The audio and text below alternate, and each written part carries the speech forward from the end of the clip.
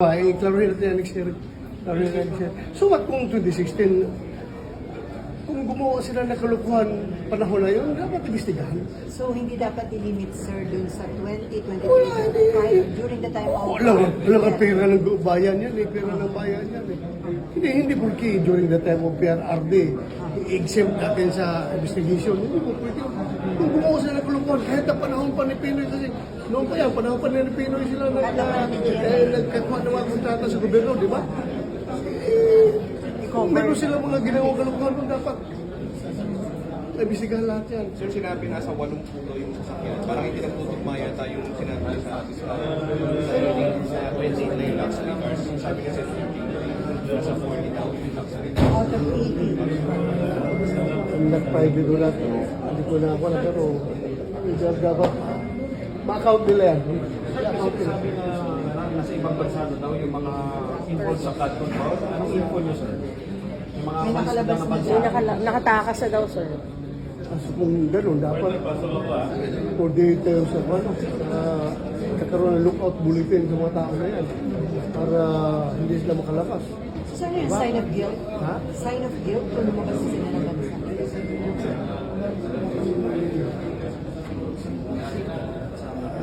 Mahirap maghusga.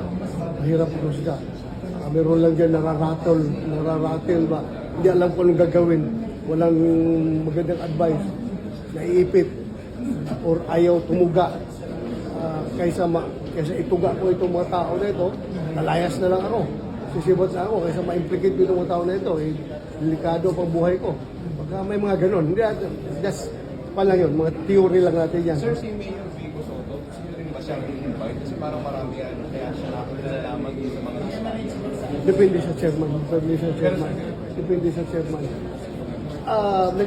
May investigation naman yung committee.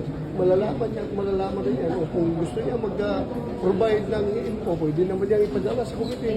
O kaya through Senator Tito Soto, sa uncle niya, bigyan niyo ng information doon. Para hindi ba siya pwedeng magtatanong dito sa committee, di ba? Pwede magtanong yung senator na member ng committee. So, pwede i-supply yung information doon para matanong yung mga tao na yun. So, sa tingin niyo, anong assessment niyo sa naging testimony ni Vizcaya sa hearing last... Ano, no? Yung sa testimony ni Vizcaya, tingin niyo ba naging honest siya or... Marami siyang alanganin na sinasabi. Maraming alanganin na sinasabi. Yung mga ganoon, parang hindi siya definite. Di ba sabi ko, you make sure of your answers. Dahil parang ganoon. No? Sabi niya, 23 years daw siya na engaged sa construction industry. Tapos kung tingnan mo yung record niya, 2012 pa lang siya basta within mga lately lang, mga 13 years lang, hindi ka naman 23 years. That has to be established sa next hearing. So, possible nagsinungaling? Hindi na nagsinungaling? Kung may inconsistency. Most likely, kung may inconsistency. Tingnan natin. So, during the time po, Duterte, kilala niyo siya na kontratista o hindi niyo siya kilala si Vizcaya? Paano ko kilala? Pulis lang ako. Paano ko kilala yung mga tao na yan? Pulis lang ako eh. Ano bang pakialam ko dyan sa DPWH na portion na yan? Dito lang ako sa prison order. Public order and dangerous drug. Yun ang aking tutok. Hindi ko alam kung sino yan. Kasi diba yung construction company ni Senator Bongo, parang gano'n yung sa construction company ni Vizcaya? Oh, Nakatrabaho daw, sir. kung ganun, nagsalita naman si Senator Bongo kahapon, di ba? O just in case kung involved yung construction ng company nung kanyang pamilya din, kasuhan niyo. Yan mga sabi ni Senator Bongo kahapon, di ba? Huwag yun, idamay rin yung tao kasi hindi ba siya involved doon sa negosyo. Kaya, kasuhan niyo. Sabi niya kahapon, di ba? Salita siya.